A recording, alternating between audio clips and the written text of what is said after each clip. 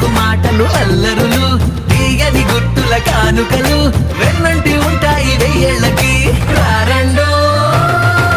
వేడుక చూద్దాం ఈ సీతమ్మని రామయ్యని ఒకటిగా చేసేద్దాం ఆడేద్దాం